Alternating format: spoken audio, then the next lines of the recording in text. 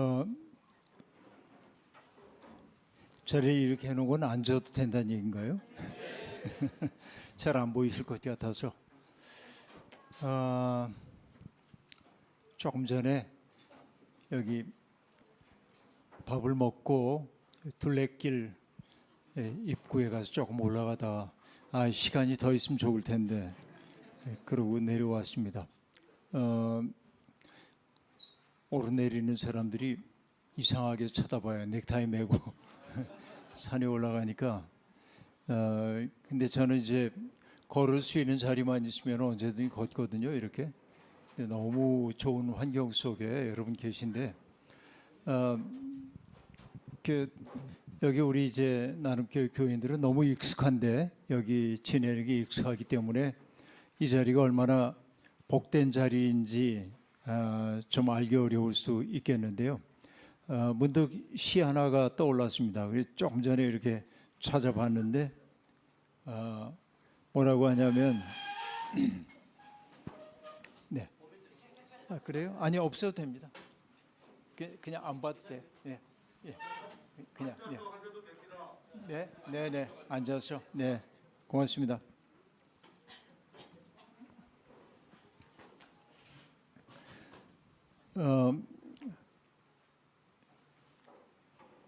시인인 김사인 선생이 쓴 시인데 이게 이제 매우 흥미롭습니다. 하나님, 가령 이런 시는 다시 한번 공들여 옮겨 적는 것만으로 새로 시 한 벌 지은 셈 쳐주실 수 없을까요? 그리고 이제 옮겨 적은 시가 여기 등장하는데 이렇게 얘기합니다. 다리를 건너는 한 사람이 보이네. 가다가 서서 잠시 먼 산을 보고 가다가 쉬며 또 그러네. 얼마 후 또 한 사람이 다리를 건너네. 빠른 걸음으로 지나서 어느새 자취도 없고 그가 지나고 난 다리만 혼자서 허전하게 남아있네. 다리를 빨리 지나가는 사람은 다리를 외롭게 하는 사람이네. 제가 이 구절을 매우 좋아합니다. 이건 사실은 이제 설악산의 시인이라고 일컬어지는 이성선 시인의 다리라고 하는 시를 김사인 선생이 이걸 그대로 옮겨 적는 거로도 하나의 시로 인정해 달라고 하나님 앞에 부탁을 하고 있는데 여기 이제 이렇게 하고 있어요. 시를 인용한 다음에 라는 시인데 좋은 시는 얼마든지 있다고요. 안 되겠다면 도리 없지요. 그렇지만 하나님 너무 빨리 읽고 지나쳐 시를 외롭게는 말아주세요. 모쪼록. 그리고 이성선의 별을 보며라고 하는 첫 부분을 인용합니다. 내 너무 별을 쳐다보아 별들은 더럽혀지지 않았을까? 내 너무 하늘을 쳐다보아 하늘은 더럽혀지지 않았을까? 덜덜 떨며 이 세상 버린 영혼입니다. 이렇게 말하는데 네. 다리를 외롭게 하는 사람이라고 하는 이 시가 저는 늘 떠올라요. 우리가 어떤 풍경을 외롭게 하는 사람들인 경우가 얼마나 많은가 하는 생각을 하기 때문에 그렇습니다. 당연의 세계에는 감사가 없다. 이게 당연한 세계. 그렇죠. 이건 이제 김승희라고 하는 시인의 시 구절을 제가 나름대로 제 나름대로 인용을 하는 것입니다만은 아내가 아침에 일어나서 우리 집의 경우입니다. 다른 집은 남편이 차리기도 하지만 우리의 경우에는 아내가 일어나서 나를 위해 사과를 깎고 그리고 달걀을 삶고 그리고 토스트를 하나 만들어주는 게 당연하다고 생각할 때 거기에는 감사가 없습니다. 나는 내가 나가서 사람들을 만나고 또 힘들게 강의하고 이러는 것을 아내가 당연하게 생각하면 감사가 없습니다. 목사가 여기서 말씀을 전하는 것이 목사니까 당연하게 하는 일이지 그런 감사가 없습니다. 교인들이 이곳에 와서 예배드리는 게 교인이니까 마땅히 해야 되지 그건 감사가 없습니다. 근데 세상에는 당연한 게 아무것도 없어요. 어떤 것도. 우리에게 주어져 있는 시간이라고 하는 건 내가 주인이 아니기 때문에 그러합니다. 그래서 성숙해진다고 하는 게 뭘까 하고 생각해 보면 아무것도 당연하지 않다. 내가 무한히 빚지고 살고 있구나 이런 걸 느낄 때입니다.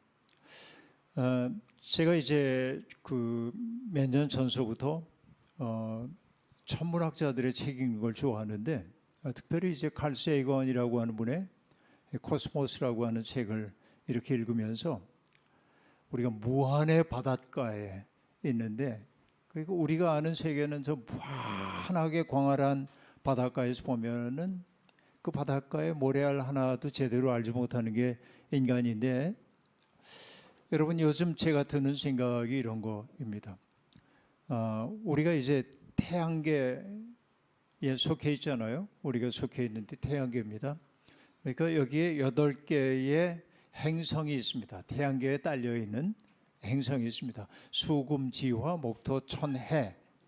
명왕성은 행성의 지위를 잃어버렸기 때문에 8개인데요. 그리고 이 8개 가운데 생명이 살아있는 가능성이 있는 게 이제 별로 없죠. 지구 빼놓고는. 과거에는 사람들이 화성에는 생명이 있을지도 몰라. 고등 생명체가 있을지도 몰라. 그리고 사람들이 생각하기를 화성에는 뭐 그런 인간이 가서 옮겨가서 살 수 있을 거야. 이런 생각도 있었고요. 또 금성은 태양으로부터 조금 더 가까우니까 금성은 지구보다는 좀 따뜻하긴 하겠지만은 아마 미국의 플로리다보다 조금 더 따뜻할 거야. 그러니까 금성에 가서 살만하지 않을까? 네, 여러분 칼 세이건이 여러 가지 그 수학적 계산을 통해서 계산해 보니까 금성 표면의 온도가 한 430도 그 정도. 그러니까 거기 옮겨가서 살 생각은 안 하시는 게 좋습니다. 그리고 이게 이제 그 화성이 우리가 보기에 약간 뿌옇고 붉게 보이는데 화성이 그렇거든요. 그거는 이산화탄소 같은 것들 때문에 아황산 가스 같은 것들이 가득 대기 중에 차 있어서 그러니까 화성 가서 사는 것도 불가능합니다. 근데 목성의 위성인 그 타이탄 같은데 혹시 생명이 있지 않을까? 뭐 이런 그 노력들을 하고 있지만 여러분 인간의 과학 기술로는 아직까지 어떤 생명의 흔적도 찾아낸 적이 없습니다. 근데 보면은요, 우리가 태양계에 속해 있는 조그만 행성이잖아요, 지구가. 그런데 태양계가 속해 있는 은하가 있는데 이 은하에는 태양과 같은 별이 몇 개쯤 되냐면 4천억 개 정도 있는 거로 봅니다. 태양과 같은 별이 그 정도 이제 많다는 거예요. 그런데 우리의 은하계 같은 은하계가 이 우주 가운데 몇 개쯤이냐면 수천억 개의 은하계 있답니다. 그런데 여러분 우리 은하계로부터 가장 가까운 은하가 여러분도 이름을 알고 있는데요. 그 은하의 이름은 내가 모르는데요. 이렇게 얘기들 하실 텐데 들어보면 그럴 거예요. 안드로메다입니다. 우리가 엉뚱한 소리 하는 사람 보면 얘는 안드로메다에서 왔나 이제 그러는데 안드로메다에서 오는 게 거의 불가능합니다. 왜냐하면 안드로메다의 중심으로부터 우리가 속하는 은하계의 중심까지의 거리가 얼만큼 되냐면 빛으로 250만 년을 가야 한대요. 빛이 1초 동안에 지구를 7바퀴 반 돌잖아요. 1초에. 근데 250만 년을 가야 돼. 얼마나 멀어요. 그러니까 여러분 그런 그 우주 공간에 이런 갤럭시 은하군들이 수천억 개가 있다고 그러니까 우리가 우주라고 하는 게 이게 상상할 수 없는 것입니다. 그런데 이 지구라고 하는 것은 이 우주 전체로 보자고 한다면은 이거는 먼지 하나 정도밖에 안 되는지도 모릅니다. 1979년에 미국이 보이저 1, 2호를 쏘아 올렸는데요. 조금 시차를 두고 쏘아 올리긴 했지만은 1, 2호가 동시에 발사가 됐는데 그건 뭐냐면 태양계에 속해 있는 행성들을 탐사하기 위한 것이었습니다. 제법 많은 연구 결과를 내기도 했는데요. 이게 이제 그 천왕성과 해왕성 궤도를 지날 무렵에 보이저호가 나사에 있는 연구원들이 굉장히 중요한 결정을 하나 내립니다. 그 결정이 뭐냐? 지금 저쪽을 향해 가는 거예요. 우주 공간을 향해 가고 있는데 카메라가 이제 계속 찍잖아요. 그런데 카메라의 방향을 이렇게 돌려서 지구를 한번 찍어보면 어떨까? 그래가지고 설왕설래가 있었어요. 왜냐하면 굉장히 비싼 지금 탐사를 하고 있는데 밝은 태양빛과 만나가지고 과학 장비가 망가지면 더 이상의 탐사가 불가능해진다. 모험이다. 근데 결과적으로 어떻게 했냐면 방향을 돌려가지고 사진 찍자. 그래가지고 딱 찍었어요. 그러니까 노출을 오랫동안 해놨기 때문에 노출을 오래 해야 지구가 보였는데 노출 때문에 빛이 이렇게 흘러가는 것처럼 보이는데 거기에 과학자들이 보니까 점 하나가 푸르스름한 점 하나가 딱 있어. 그게 지구예요. 그 지구를 뭐라고 이름을 붙였냐면은 pale blue dot. 그래서요. pale은 창백한, blue 푸른, dot 점, 창백한 푸른 점 하나가 있는 거예요. 근데 여러분 그 창백한 푸른 점 그걸 보는 순간 칼 세이건이라고 하는 과학자가 마음속에 감동을 합니다. 저 창백한 푸른 점, 깨지기 쉬운 너무나 여린 저 창백한 푸른 점 속에 내 어머니 아버지가 살았고 과거에 영웅도 살았고 모험가들도 살았고 술수가 좋은 정치인들도 살았고 노예도 살았고 앞으로 우리들이 살아가야 할 세상이야. 근데 이 광대한 우주에서 보니까 지구라고 하는 것은 너무 사소한 에피소드예요. 이게 아무것도 아니에요. 우리라고 하는 게. 근데 어쨌든 지금까지 이 과학자들은 어떤 생각을 가졌냐면 이렇게 광활한 우주이니까 이 우주 공간 어딘가에는 지적인 생명체가 있을 거다. 그렇죠? 우리가 이제 흔히 외계인들하고 얘기하는 외계인이 있을 거다. 있을 수밖에 없다. 이렇게 생각을 해요. 그러나 여러분 수없이 많은 전파망원경이 세상 도처에 이렇게 세워지고 얘네들이 이제 그 삼각형 조합을 이루어가면서 지구만큼 큰 우주 전파망원경 같은 게 작동한다고 볼 수도 있겠는데 우주로부터 들려오는 유의미한 어떤 신호가 있는가를 포착하기 위해 과학자들이 노력하고 있지만 아무런 게 없어요. 아직까지는. 그러니까 이 지구라고 하는 것은 뭐냐? 생명이 살고 있는 우리가 아는 한 유일한 장소입니다. 이렇게 본다고 한다면 이 광활한 우주 가운데 지구는 기적 중의 기적이고 그러니까 그때부터 제 생각은 어떤 생각이냐면 와, 흐르는 물이 있다는 게 얼마나 신비한가. 이게. 그렇죠? 그리고 봄이 되어 가지고서는 새싹들이 돋아 나온다고 하는 게 얼마나 신비한가. 꽃이라고 하는 것은 얼마나 신비한가. 여러분 이 우주가 돌아가는 이치를 보면 신비하기 이를 데 없습니다. 봄이 되면 애벌레들이 깨어나잖아요. 그래서 막 돋아난 잎들을 갉아먹어요. 얘들이. 나무 입장에서는 이 애벌레들이 얼마나 원망스럽겠어요. 그러니까 얘들한테 다 먹히지 않고 내가 살아가기 위해 굉장히 애를 써야 하는 겁니다. 일부는 뭐 벌레가 먹을 수밖에 없지만은 그래도 낙심하지 않고 자기의 본분을 다하는 거죠. 그리고 마침내 꽃을 피워냅니다. 그런데 자기 잎을 갉아먹었던 그 얄미운 그 애벌레가 나비가 되어 와가지고 꿀 한 모금 얻겠다고 오는 거예요. 그런데 꽃은 꿀을 나눠주는 거예요. 기꺼운 마음으로. 왜? 대신 얘가 해주는 건 뭐예요? 꽃가루를 묻혀서 수정해 주잖아요. 열매를 맺게 해주잖아요. 그래서 어떤 숲해설을 하는 사람은 그걸 뭐라고 얘기했냐면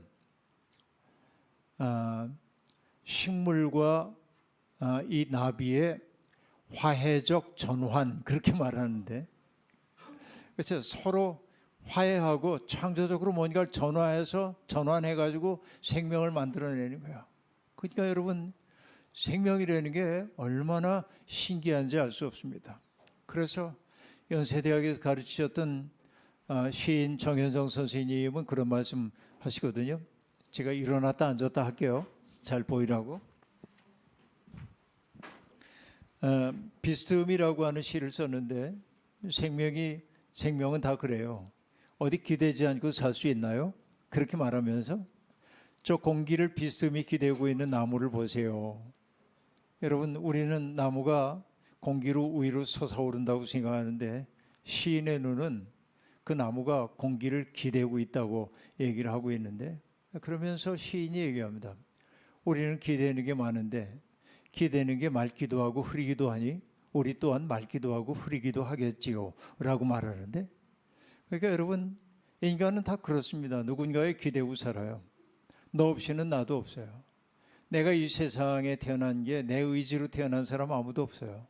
우리는 이 세상에 기독교적으로 얘기하자면 보냄을 받았어요.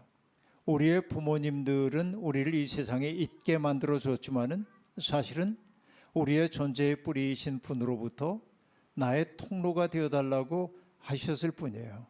그래서 우리의 부모님들은 더 큰 우리의 생명의 주인이신 분으로부터 우리를 이 세상에 보내도록 하는 그런 존재로 택함을 받은 거예요. 그러니까 우리는 이 세상에 있다는 사실 자체가 얼마나 큰 기적인지 알 수 없습니다. 그렇기 때문에 생각하는 게 우리는 함부로 살면 안 된다. 우리의 삶이 얼마나 값진가. 지금 우리가 살고 있는 세상에서는 사람들을 자꾸 이제 평가하고 따지고 그럽니다. 조금 전에 제가 저기 올라갔다 와서 잠깐 인터넷을 보니까 뉴욕 타임스를 제가 이렇게 보거든요. 이거로 뉴욕 타임스의 가장 최신 기사가 뭐냐면 미국이 이란의 핵시설을 폭격했습니다. 그래서 미국의 군인들을 거기 보내서 전쟁을 시작했어요. 이게 지금 최신 소식입니다. 지금 이게 인간들이 서로 협력하고 살아도 참 어려운 세상인데 끝없이 분쟁하고 싸우고 이런 어처구니 없는 세상에 살고 있습니다. 이런 세상에서 우리 어떻게 살아야 할 것인지, 그렇죠? 사람은 밥만 먹고 살 수는 없습니다. 예수님이 광야에서 시험 당하실 때 하셨던 말씀이죠. 하나님의 입에서 나오는 말씀으로 산다고 얘기하는데, 이것을 조금 다른 방식으로 설명해 보자면 제 식으로 얘기하면 이렇게 얘기합니다. 사람은 밥만 먹고 살 수 없어요. 밥을 무시하는 게 아니에요. 밥 안 먹고는 살 수가 없어요. 그러니까 여러분, 어떤 심오한 영성가라고 그래도 밥을 무시하는 사람은 가짜일 가능성이 많습니다. 밥의 문제는 그만큼 중요해요. 먹고 사는 문제 중요해요. 그래서 요즘 젊은이들 보고 하는 얘기 있잖아요. 밥은 먹고 다니니 이런 거. 이건 정말 중요한 문제입니다. 그러나 밥의 문제가 해결됐다고 우리의 인생의 문제가 해결되지는 않습니다. 왜? 인간 속에는 밥의 문제만으로 해결되지 않는 구석이 있어요. 그건 뭐로 채워야 하냐면 보람 혹은 의미가 있어야 돼. 내 삶이 보람 있다고 느껴야 돼. 내 삶이 의미 있다고 느껴야 돼. 여러분, 그 심리학자이고 철학자이기도 했던 지그문드 프로이트라고 하는 사람은 인간을 가리켜 말할 때 인간을 살게 만드는 가장 강력한 충동을 뭐라고 했냐면 쾌락의 의지 그랬어요. 그래서 아이들이 이렇게 손가락 빠는 것도 발가락 빨고 그러는 것도 전부 쾌락과 관련된다고 그렇게 해석을 합니다. 쾌락, 이게 인간을 살게 만든다 하고 얘기를 하는데, 또 어떤 이들은 뭐 아들러나 프리드리히 니체 같은 사람입니다만은 인간은 권력의 의지를 가지고 산다. 자기의 뜻을 누군가에게 부과해서 그가 내 뜻대로 움직이는 것을 보면은 행복을 느낀다. 이게 권력을 얻고 싶어하는 사람들의 모습이기도 합니다. 우리도 이제 권력을 추구하죠, 모두가 다. 그런데 오스트리아의 심리학자였는데 나치의 수용소에 갇혔던 유대인이었기 때문에 빅터 프랭클이라고 하는 학자가 있는데 그는 그 죽음의 수용소에서 가까스로 살아남았습니다. 근데 자기의 경험을 담아가지고 가만히 돌이켜 생각해 봤어요. 어떤 사람들은 그 악조건 속에서 죽고 어떤 사람들은 살아요. 어떤 사람들이 살고 어떤 사람이 죽나 하고 봤더니 자기의 삶이 의미 있다고 느끼는 사람들은 살아남는 거예요. 그러니까 본인도 너무 이제 강제 노역에 시달리는데 여러분 아시잖아요. 사람들이 이렇게 옵니다. 그럼 여기 흰 가운을 입은 의사가 이렇게 봐요. 그리고 손가락으로 이렇게 하고 이렇게 하는데 이쪽으로 가는 사람들은 뭐냐면 가스실로 가고 바로 용광로에 들어가서 태워지는 사람들입니다. 이쪽으로 하면은 강제 노역을 당하는 거예요. 그러니까 이 사실을 알기 때문에 사람들은 남자들 같은 경우에는 어떻게 했냐면 병약해 보이면 안 돼. 건강해 보여야 돼. 덥수룩해 보이면 안 돼. 그래서 그들이 했던 일은 뭡니까? 그 앞에 갈 때 막 둘러봐서 깨진 유리 같은 게 있으면은 그 유리 가지고 면도하고 비면서 그래도 말끔하게 보이려고 노동력이 있는 것처럼. 근데 빅터 프랭클도 여기에 간 거예요. 노동을 합니다. 노동을 안 해보던 사람이 하려니까 얼마나 힘들겠어요. 그러다가 문득 생각해요. 내가 고생하면 고생할수록 같이 수용소에 들어왔는 내 가족들이 편안해질 수 있다고 자기 스스로 생각을 해. 그러니까 일하는 게 어렵지가 않아요. 왜? 가족들을 위한 일이기 때문에 그런 거입니다. 그렇죠? 의미예요. 의미. 여러분 어린 왕자라고 하는 책을 썼던 생텍쥐페리를 우리가 압니다마는 그 생텍쥐페리는 뭐 어린 왕자라는 책 말고 인간의 대지라든지 뭐 이런 성체 같은 책에서 들려주는 재미나는 얘기가 있는데 어떤 얘기냐면 남방우편기 같은 것들도 있는데 자기가 이 생텍쥐페리가 원래 비행사거든요. 비행사였고 그리고 여러분 아시죠? 생텍쥐페리는 비행 중에 사라졌어. 어디로 갔는지 몰라요. 그렇게 세상을 떠난 사람입니다. 근데 생텍쥐페리가 불시착한 적이 있어요. 비행기에. 그때 인간의 흔적이 전혀 없는 사막지대 같은 데 불시착을 했는데 그러니까 구조를 기다리는데 어떤 구조도 오지 않는 거예요. 그래서 생각합니다. 비행기에 잔해를 모아가지고서는 이제 천막 같은 걸 이렇게 쳐놓으니까는 바다 쪽에서 불어오는 그 바람에 있는 물기 같은 게 새벽녘이면 조금 맺히는데 이걸 모아서 마른 목을 축이고 그러면서 구조를 기다리고 있는데 절대로 이제 못하는 거죠. 죄송합니다. 그러다가 거의 죽을 무렵이 됐을 때 어떤 생각이 드냐면은 그 사막에서 불을 피울 수 있는 건 사람밖에 없으니 비행기에 잔해를 모아가지고 불을 피우면 지나가던 비행기나 이런 게 보고 구조하러 올 거다 생각하고 불까지 피우지만 아무도 찾아오지 않습니다. 인생을 포기하고 싶어. 그런데 문득 뭐가 떠오르냐면 초조하게 라디오 앞에 있어서 사라진 그 비행기와 그리고 남편 혹은 아빠가 오기를 기다리고 있는 사람들 라디오에서 혹시라도 구조 소식이 있을까 하고 귀를 쫑긋하고 있을 사람들을 생각해. 그래서 나는 인간이다. 의젓하게 일어서서 걸어야 한다. 걷기 시작합니다. 그리고 뭐라고 얘기하냐면 조난당한 것은 내가 아니라 그들이다 라고 얘기해. 내가 조난당한 것처럼 보였지만은 나의 사라짐 때문에 고통을 겪고 있는 그 사람들을 생각하니까 그들을 구해야겠다는 생각이 들어. 이게 의미예요. 인간은 내가 누군가에게 의미 있는 존재가 될 때 사람은 살기 마련이에요. 여러분 그 아르메니아라고 하는 나라가 있는데요. 아르메니아라고 터키 위쪽에 옛날에 그루지아라고 했던 나라 지금 조지아인데요. 이 조지아 옆에 있는 나라가 아르메니아입니다. 아르메니아는 터키로부터 20세기 초에 굉장히 많은 박해를 받아가지고 수많은 사람들이 죽습니다. 그래서 제가 십몇 년 전에 아르메니아에 갔을 때 그때는 여행 인프라 같은 것도 없고 그래서 제가 아주 철저하게 대중교통 이용하고 택시도 타고 이러면서 좀 다닌 적이 있는데 아르메니아의 희생자 박물관을 보고 가슴이 뭉클해져 돌아 나오고 있는데 저쪽 잔디밭 구석에 어떤 조형물이 보여가지고 그냥 저 구석에 있기 때문에 사람들이 잘 안 가는 데인데 난 문득 궁금해서 갔더니 거기 뭐냐면은 전쟁의 잿더미를 딛고 일어서는 어머니라는 제목의 부조물이 거기 이렇게 서 있는 겁니다. 그게 보니까 전쟁으로 말미암아 건물들이 무너지고 잔해들이 깔려 있는 그곳에서 엄마가 정말 옷도 찢겨지고 그런 엄마가 벌떡 일어나서 어딘가를 향해 달려가려고 합니다. 근데 그 품에는 뭐냐면 어린 아이가 안겨 있어. 엄마는 자기의 모든 것들이 무너져 버렸고 어쩌면 남편도 세상 떠날 수도 있겠죠. 그리고 재산도 사라지고 희망도 없어. 주저앉아 울고 싶어요. 그러나 엄마는 일어나는 겁니다. 왜? 이 아이를 살려야 하잖아요. 이게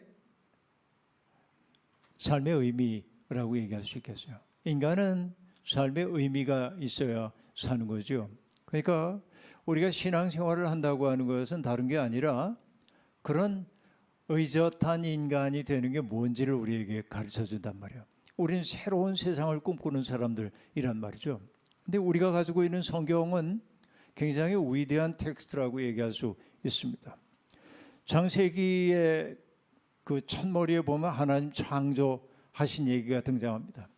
꽤 많은 사람들이 하나님이 세상을 창조했다는 게 진짜예요? 거짓말이야? 그 과학적으로 부합하는 사실이야? 과학적으로 안 맞지 않아? 이런 소리들 해요. 그러나 여러분, 창세기가 우리에게 들려주고 있는 창조 이야기라고 하는 것은 과학적 진실을 드러내기 위한 말이 아닙니다. 그 배경을 우리가 알면 되는데 이스라엘 역사에서 가장 그 고통스러웠던 시간이 언제냐면 바벨론의 포로로 잡혀갔을 때입니다. 오랫동안 이스라엘 사람들은 자기들이 선민이라고 생각했죠. 선택받은 민족입니다. 여호와 하나님이 우리와 함께 계셔. 그런 확신을 가지고 있었어요. 그리고 솔로몬 시대에 성전을 세웠기 때문에 예루살렘은 하나님의 보호 속에 있고 망할 리가 없어 라고 생각했는데 그만 예루살렘도 무너지고 성전도 회파되고 그리고 수많은 사람들이 바벨론의 포로로 잡혀가게 되었습니다. 그때 사람들에게 신학적 질문이 떠오릅니다. 어떤 질문이냐면 우리가 믿는 하나님이 무력한가? 라는 거예요. 왜? 바벨론이 섬기고 있는 최고 신들에 의해서 우리가 패배당한 것처럼 보여요. 그러니까 우리가 전능하다고 믿었던 하나님은 무능한 존재인가? 그 다음에 무능하지 않다고 한다면 왜 우리에게 이런 일이 벌어지지? 하나님은 우리를 사랑하지 않으시는 것 아닐까? 그런 생각, 그렇죠? 이 두 가지 생각이 그들에게 다가오기 시작합니다. 그러니까 그들이 그동안 기대왔었던 신학이 무너진 거예요. 하나님은 전능하고 하나님은 우리를 사랑하시고 우리를 보살피신다고 생각했는데 전능하지도 않은 것 같고 사랑하지도 않는 것처럼 보이는 거예요. 그때 일단의 신학자들이 하나님에 대한 이해를 새롭게 합니다. 그게 뭐냐면 하나님이 무능력해서 진 게 아니라 우리가 이렇게 패배한 것은 하나님의 무능 때문이 아니라 하나님과 우리가 언약을 맺었었는데 우리가 언약에 충실하지 않았기 때문에 하나님이 우리를 징계하신 거야 라고 얘기한 거예요. 그러니까 우리를 괴롭혔던 저 바벨로니아 사람들은 뭐냐면은 징계의 도구일 뿐이에요. 하나님이 그들을 매로 삼아서 우리를 치셨다라고 하는 거예요. 그리고 그들이 했던 얘기는 뭐냐면 징계의 시간이 끝나고 나면 우린 여전히 하나님과의 옛 사랑으로 복귀하게 될 거다라고 얘기합니다. 그러면서 사람들에게 굉장히 큰 희망을 줘야 했는데 우리가 바벨론 포로에서 해방되어 살 때는 이런 세상 살아야 돼 하는 세상의 꿈을 그들이 꾸기 시작해요. 그 꿈이 뭐냐면 이렇게 얘기할 수 있습니다.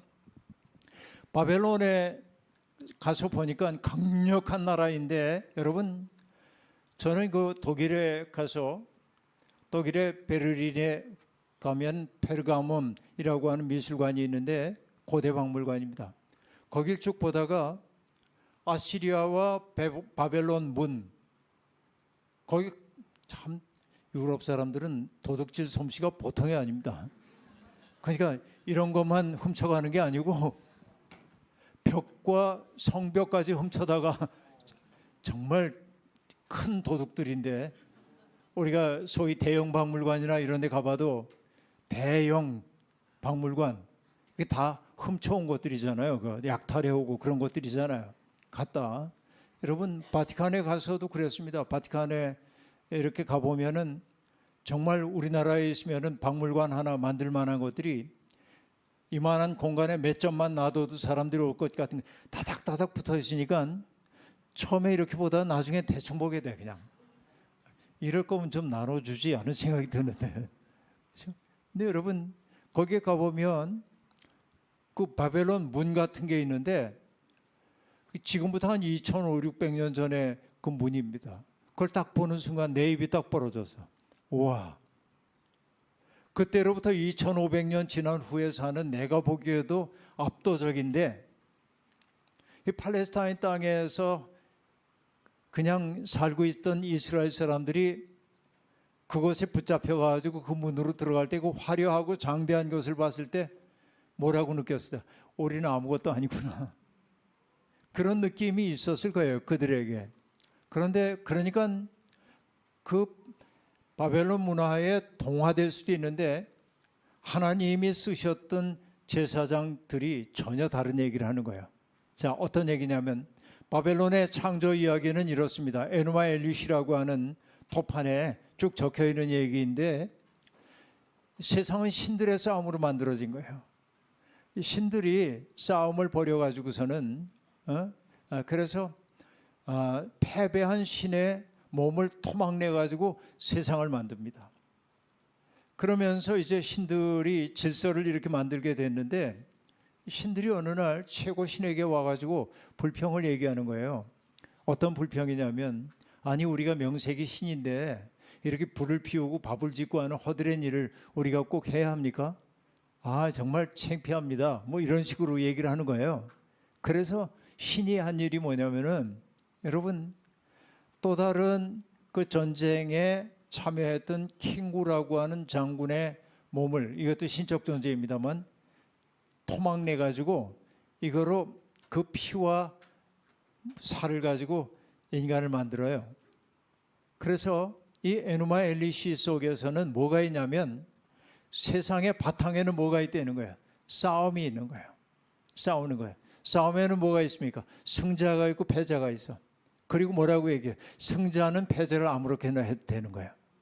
이게 제국주의의 논리입니다. 이게 제국의 논리예요. 그러니까 그들의 창조 이야기 속에서는 뭐냐? 투쟁이 있는 거예요. 지배가 있는 거예요. 힘 있는 사람이 지배하는 게 당연해. 이게 그들의 세계관입니다. 그런데 여러분, 사제계급들은 전혀 다른 세계를 얘기합니다. 자, 우리가 살고 있는 세상은 혼돈과 공허와 흑암이 가득 차 있었어. 그런데 하나님이 어느 날 문득 바라보면서 혼돈과 흑암과 공허 속에 있는 사람들을 불쌍히 여기셔서 그들의 일을 이렇게 따뜻하게 감싸 안았어. 그렇죠? 온기를 가지고. 그리고 뭐라고 얘기하세요? 빛이 있으라 하자 빛이 생겼다. 이게 창조의 첫째 날입니다. 저녁이 되고 아침이 되니 이는 첫째 날이니라. 그 다음에 뭐라고 얘기합니까? 하나님 보시기에 좋았더라 라고 얘기합니다. 자, 이게 어떤 얘기인지 아시겠어요? 자, 바벨론의 창조 이야기의 기본으로 들어있는 게 뭐였어요? 투쟁, 싸움, 지배, 이런 겁니다. 그런데 성경이 얘기하는 창조 이야기는 뭐죠? 투쟁을 통해 만드는 게 아니라 하나님의 뜻으로, 말씀으로 세상이 창조되고, 창조된 그 세상에는 폭력의 그림자가 없어요. 그래서 어떻다고 얘기합니까? 보시기에 좋았더라 라고 얘기합니다. 자, 이건 어떤 얘기예요? 전혀 다른 세상의 꿈입니다. 그죠?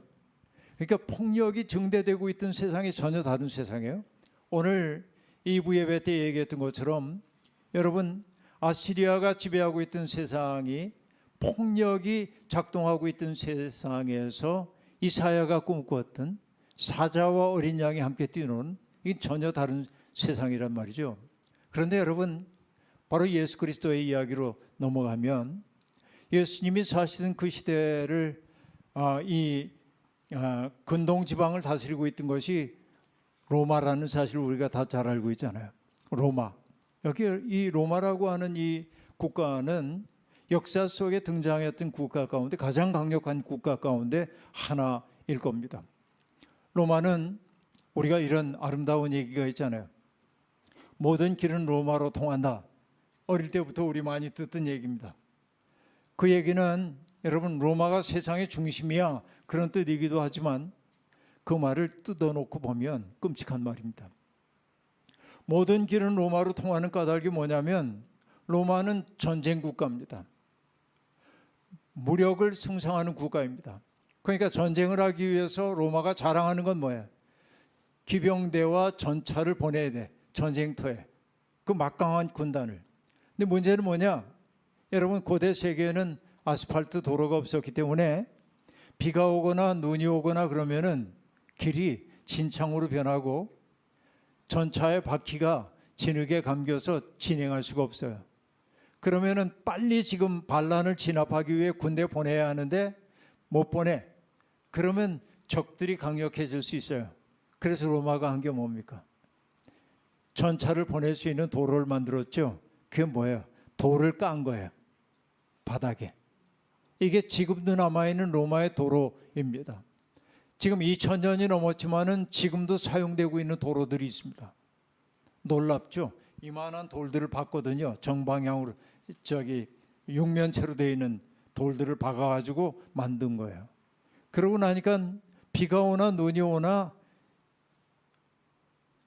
전차를 보낼 수 있는 거예요. 전투할 수 있는 병력을 보낼 수 있고. 그러니까 옛날에 그런 건 상상도 할 수 없었던 사람들이 뭐라고 하냐면 와, 로마는 정말 신의 국가구나. 이게. 왜냐하면 전차를 빨리 보내기 위해 로마가 했던 일은 뭐냐면 옛날에는 강이 있으면은 강이 얕아지는 곳까지 우회해가지고 징검다리를 건너든지 그래야 했는데 로마는 전차를 빨리 보내려니까 다리를 놨어요. 그 위에. 높은 산이 있으면은 뚫었습니다. 로마가. 그러니까 모든 길은 로마로 통한다고 하는 그 말 속에 담겨 있는 첫 번째 의미는 로마로부터 원심력의 방향으로 뻗어나간 길은 어떤 길이냐면 침략 루트입니다. 군대를 보내는. 그런데 로마를 중심으로 돌아오는 길, 고심력이 작동한 그 길은 뭡니까? 식민지로부터 막대한 것을 수탈해 가지고 오는 수탈의 길이에요. 그러니까 모든 길은 로마로 통한다고 하는 말은 그 두 가지를 우리가 늘 바라보지 않으면 안 됩니다. 그러니까 로마의 압도적인 무력으로 말미암아 지중해 세계가 평화로워져요. 그래서 우리는 그 시대를 뭐라고 하냐면 팍스 로마나의 시대 그래요. 로마의 평화 시대라고 얘기를 합니다. 여러분 들어보셨을 거예요. 팍스 로마나의 시대라고 얘기를 합니다. 그런데 그 평화는 숨죽인 평화입니다. 왜냐하면 이의를 제기할 수가 없어. 조금만 난 생각이 다르고 그럼 군대가 와가지고 치는 거예요. 그러니까 예수님 당시에도 예수님이 태어나시기 바로 직전에 예수님의 고향 마을인 나사렛에서 얼마 떨어지지 않은 곳에 세포리스라고 하는 조그만 도시가 있었는데 세포리스에서 로마에 대한 반란을 일으킵니다. 그러자 로마가 군대를 보내가지고 사람들을 엄청 많이 죽였습니다. 많이 죽여요. 그리고 사로잡은 사람들을 어떻게 했냐면 길가에다가 십자가를 세우고 십자가에 처형했습니다. 10명, 20명이 아닙니다. 1500명을 십자가에 처형합니다. 그럼 여러분 생각해 보세요.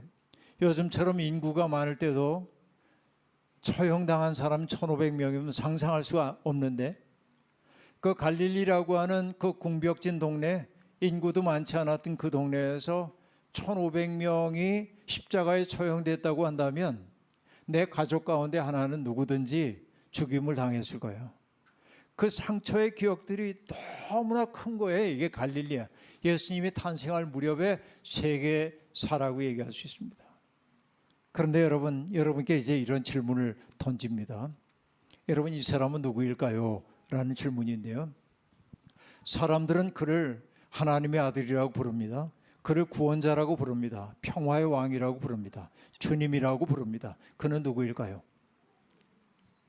쉽죠? 예수 그리스도죠? 맞아요? 맞았습니다. 예, 그건 오케이, 맞았어요. 그런데 다시 얘기하겠습니다. 이런 칭호를 최초로 받은 사람은 누구일까요? 그럼 답이 잘 안 나와요. 예수님 아니에요? 이렇게 생각해요. 네, 여러분, 예수님이 아닙니다. 그 이름을 처음으로 받았던 사람의 이름은 옥타비아누스라고 하는 사람입니다.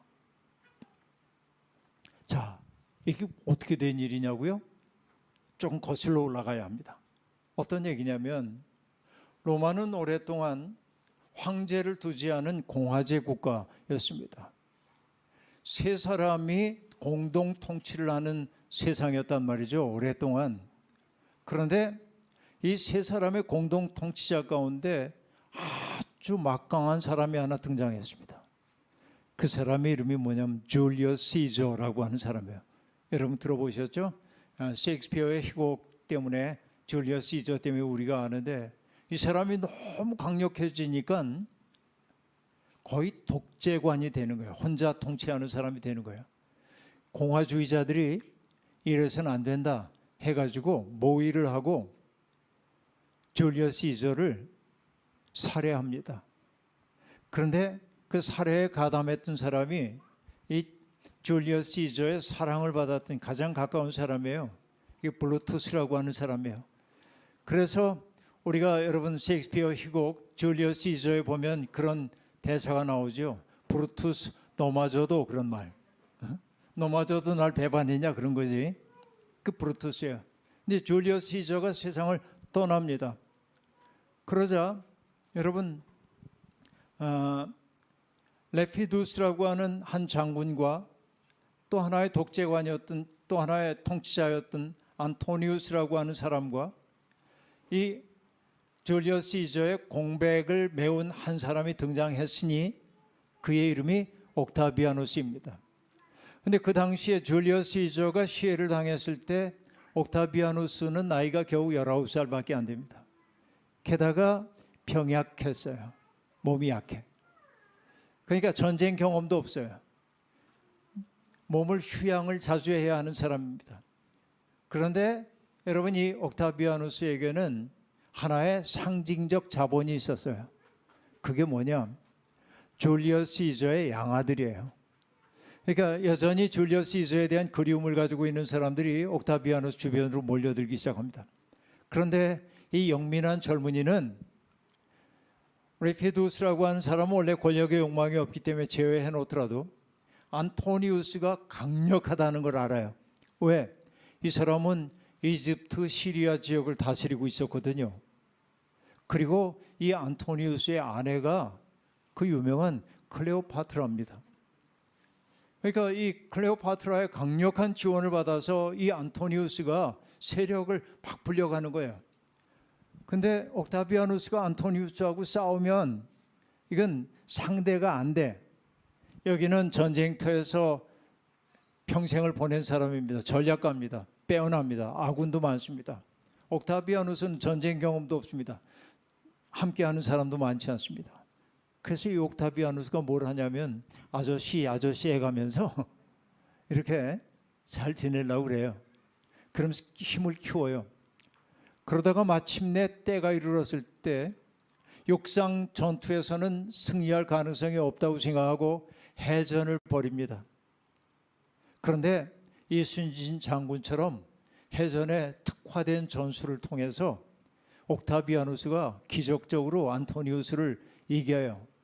그 안토니우스가 패배의 쓰라림을 안고 달아나다가 클레오파트라와 함께 자살로 생을 마감합니다. 그렇게 되자 이 오랫동안 내전에 시달리고 있었던 이 지중해 세계 전체가 전쟁이 끝났어. 전쟁이 끝나고 로마가 통일되는 것처럼 보입니다. 그러자 뭐냐면은 로마를 시시탐탐 이렇게 약탈해 오고 있었던 주변국들이, 그렇죠? 그들이 바바리안이라고 불렀던, 야만족이라고 불렀던 그들이 로마가 강력해지자 더 이상 침범해 올 수가 없고, 로마 군단에게 창피를 주었던 어떤 부족이 있는데 로마 군단으로부터 뺏었던 깃발을 가지고 와서 도로 갖다 바칩니다. 우리 당신 밑으로 들어갑니다. 그래서 사람들은 마침내 옥타비아누스로부터 평화가 시작되었다고 그래서 옥타비아누스를 뭐라고 부르냐면 평화의 왕 그래.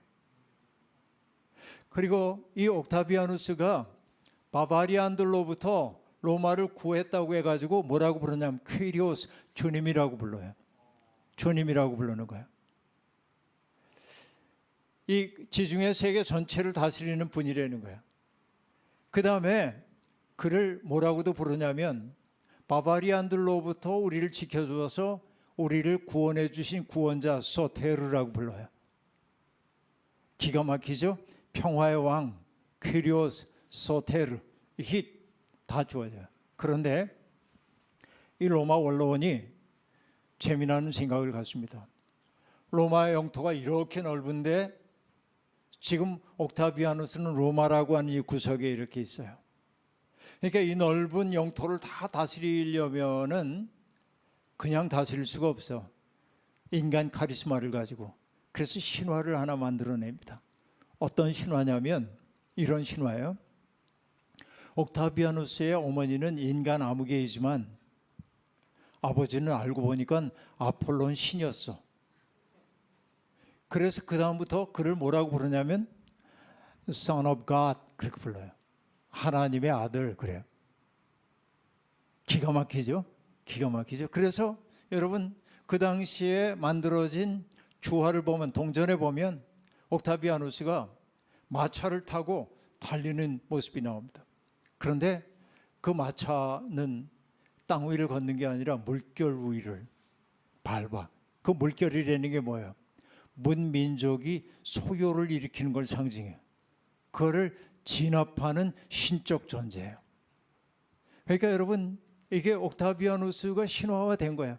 아시겠죠? 그래서 여러분 1세기의 로마의 시인인 비르질리우스라고 하는 사람은 옥타비아누스 찬가를 지어요. 지금 제가 얘기했던 그 얘기를 다 한 다음에 그 끝에 이렇게 씁니다. 그래서 옥타비아누스가 태어난 몇 년, 몇 월, 며칠을 복음의 시작이라 한다 그래. 복음, 유앙게리온이야. 복음의 시작이야.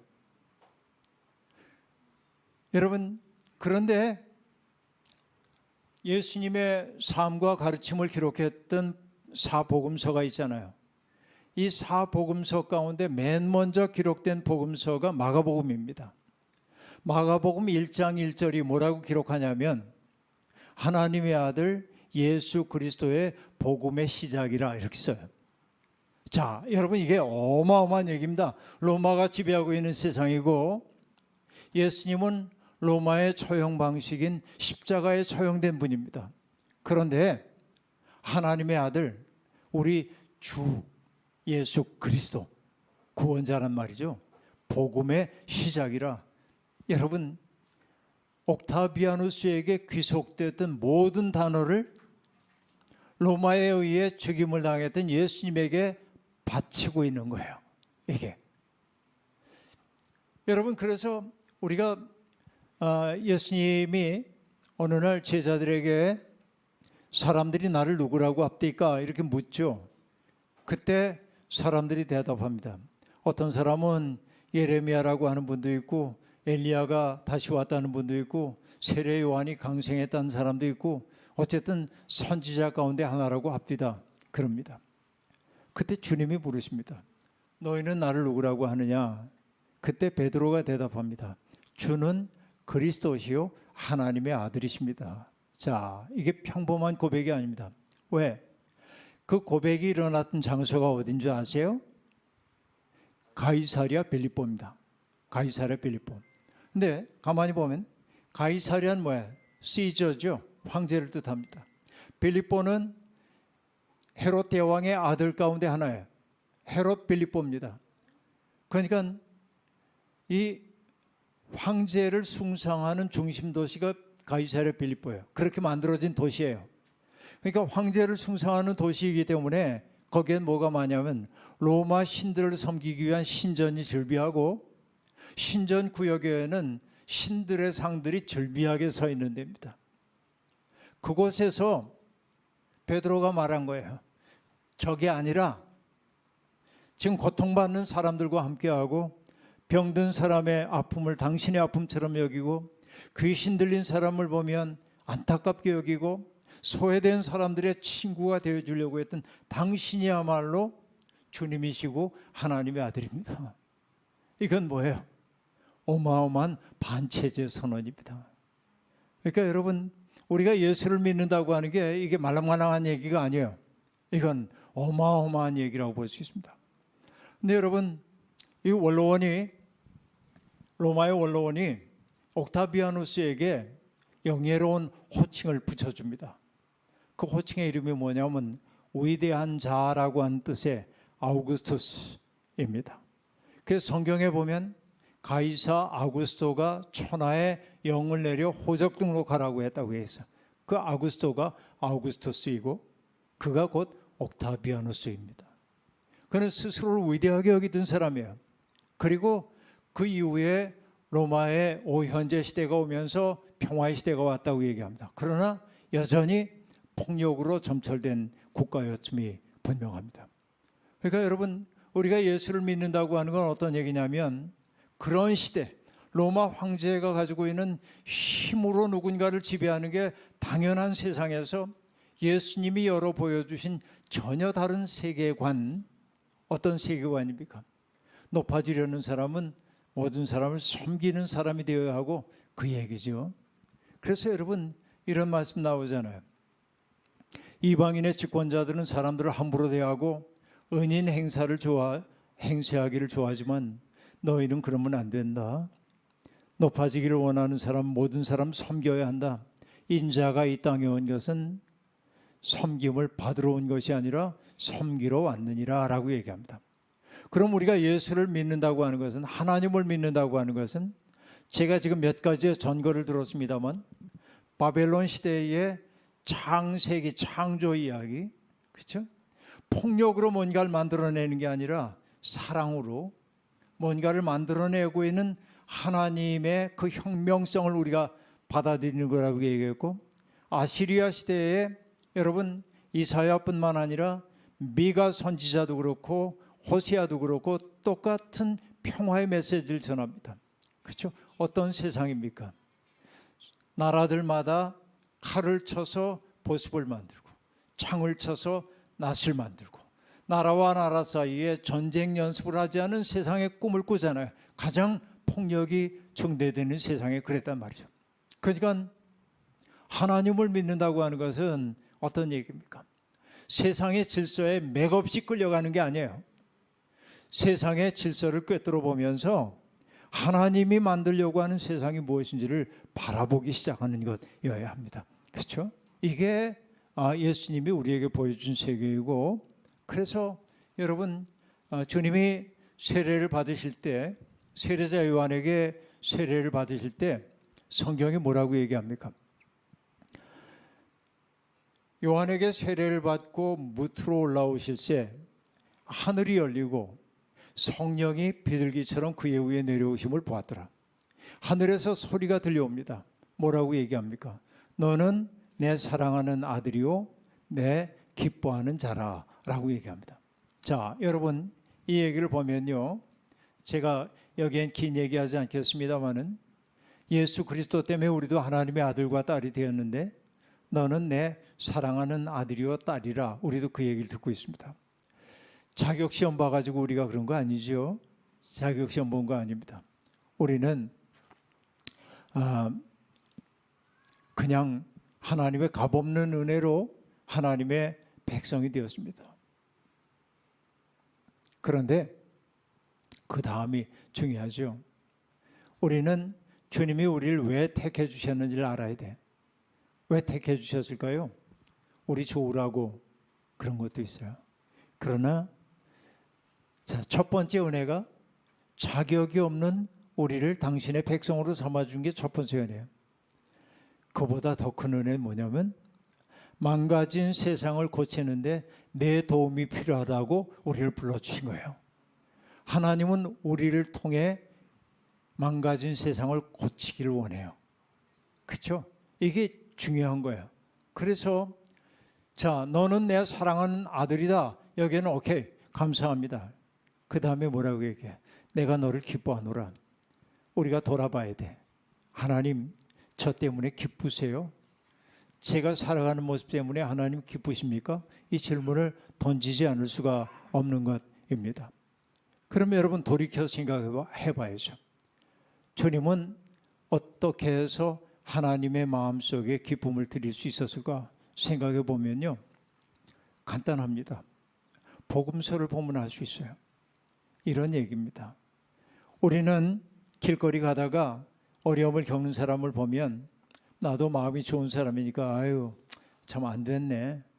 그리고 기회가 되면 지갑을 열어서 좀 도와주고 약간 뿌듯해요. 내가 오늘 그래도 의젓하게 사람 노릇했지? 그리고 잊어버려요. 어디에서 자연재해가 나가지고 어려움을 겪었다고 한다면 아우 어떡하면 좋아. 그러면서 의연금도 보냅니다.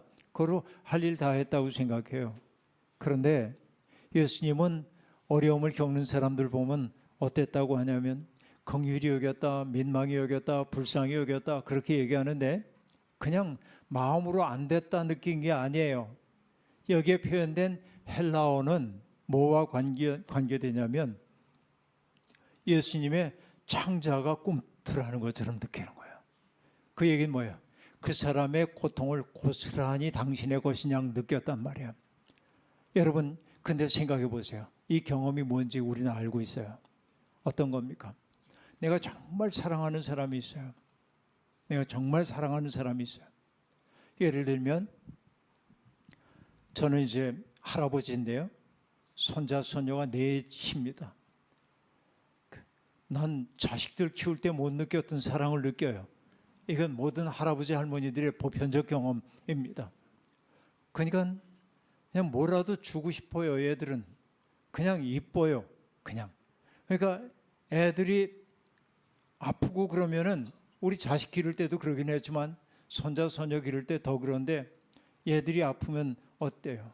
내가 차라리 대신 아프면 좋을 텐데 그러잖아요. 왜 그래요? 여러분 내가 대신 아팠으면 좋을 텐데 라고 한 까닭이 뭡니까? 사랑하기 때문에 그럽니다. 여러분 내년이면 제가 아내하고 처음 만난 지 50년이 되는 해인데요. 그 얘기는 뭐냐면 제 아내가 내년이면 대학 들어간 지 50년이 된다는 얘기인데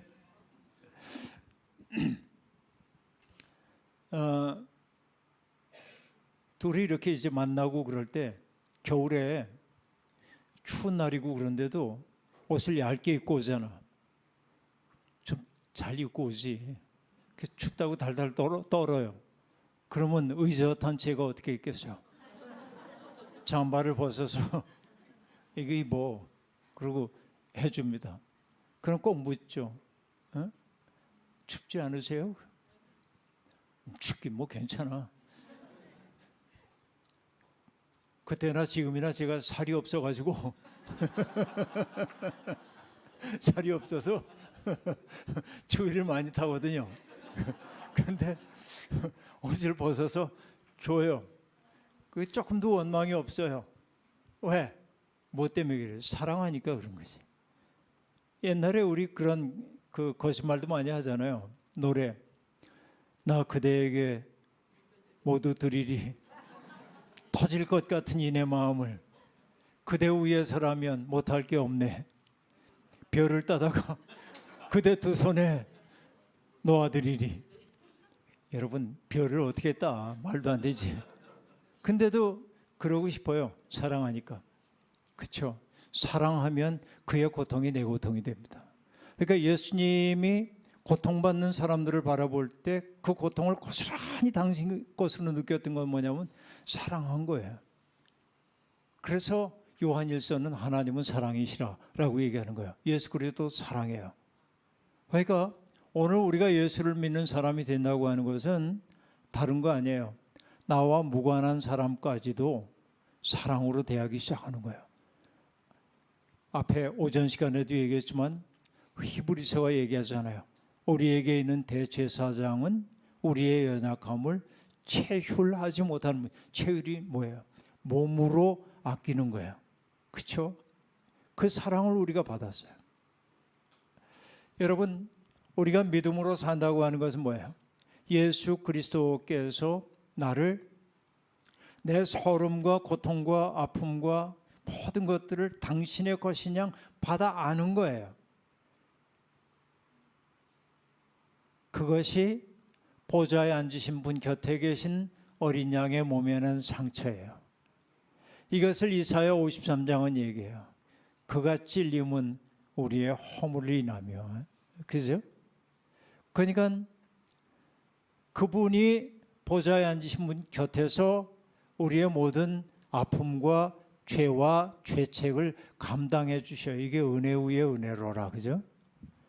근데 그분이 그랬던 까닭이 뭐냐면 그 사랑 받았으니 그대들도 그 사랑을 베풀며 살아라. 그래서 기독교 윤리를 여러분 영어로 얘기해서 죄송합니다만 뭐라고 하냐면 ethics of superabundance라고 얘기해요. 그건 뭐냐? 흘러 넘침의 윤리야. 주의 은혜가 내게 넘쳤어. 그게 누군가에게 흘러가야 돼. 이게 바로 이 일을 위해 우리는 부름받았다. 아니죠. 그럼 여러분 세상은 우리를 보고 뭐 별거 아니야 그럴는지 몰라도 내가 하나님의 사랑이 흘러가는 통로라고 한다면 나는 무한히 값진 인생을 살고 있다. 그렇게 말할 수 있습니다.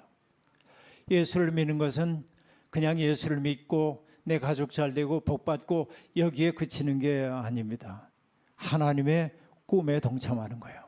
그래서 아브라함 조서 헤셀이라고 하는 사람은 얘기합니다. 하나님을 믿는다고 하는 것은 하나님의 꿈을 나의 꿈으로 삼고 그 꿈을 이루기 위해 해산의 수고를 다하는 것이다. 이것을 우리식으로 얘기합니다. 예수를 믿는다고 하는 것은 예수의 꿈을 나의 꿈으로 삼고 그 꿈을 이루기 위해 해산의 수고를 다하는 것이다. 그렇죠? 그래서 주님이 우리를 불러주셨습니다. 잊지 마십시오. 여러분은 하나님의 꿈입니다. 여러분은 예수님이 역사 속에서 꾸고 있는 꿈입니다. 여러분과 더불어 하시고 싶은 일이 있기 때문에 그렇습니다. 섬진강의 시인이라고 하는 김용택 시인이 40살이 되어가지고 결혼을 했습니다. 그런데 어느 날 경상도에 있는 조그만 본교의 초등학교 선생님이었는데 위대한 시인인데 어느 날 아내하고 집에서 여보 다녀올게 그러고 학교에 왔는데 자기의 책상 위에 아내가 보낸 편지가 있습니다. 도전 긴장했어요. 무슨 일이 있나? 근데 편지의 내용이 이러합니다. 여보, 봄이 되면 우리 만난 지 16년이 됩니다. 어제 당신이 늘 바라보는 느티나무와 당신의 눈길이 머무는 강을 나 또한 바라봤습니다. 당신이 사랑을 노래하는 시인이라는 게 행복합니다. 그러나 그보다 더 행복한 것은 그러면서 하는 얘기가 뭐냐면 아이들을 가르치는 교사, 아이들을 하나하나 사랑하는 교사, 비가 내린 어제 물에 흠뻑 젖은 아이들을 장이 다이 소위 순서로 숙직실에 나란히 눕혀 재웠다는 당신. 당신이 사랑을 노래하는 시인이라기보다 시인인 것 아니라 당신의 선자리가 무엇보다도 소중하다고 느꼈습니다.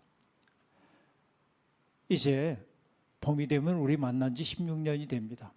16년을 한결같이 내게 잘해준 당신. 당신이 나를 소중히 여겨 나는 이 세상에 귀한 사람이 되었답니다. 고맙습니다, 여보. 그래. 여러분, 저는 그 시를 읽다가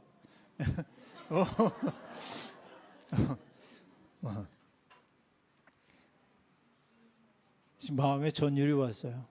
뭐 때문에 그러냐면 당신이 나를 소중히 여겨 나는 이 세상에 귀한 사람이 되었답니다. 그렇죠? 누군가가 나를 소중히 여겨요. 나를 사랑하는 사람이 있어요. 난 귀한 거예요. 하나님이 우리를 귀히 여기셔요. 예수님이 우리를 귀히 여기셔요. 잊지 마십시오. 우리의 삶이 하나님의 꿈이라는 사실을. 나눔교회가 그 꿈으로 아름다워지기를 간절히 소망합니다. 감사합니다.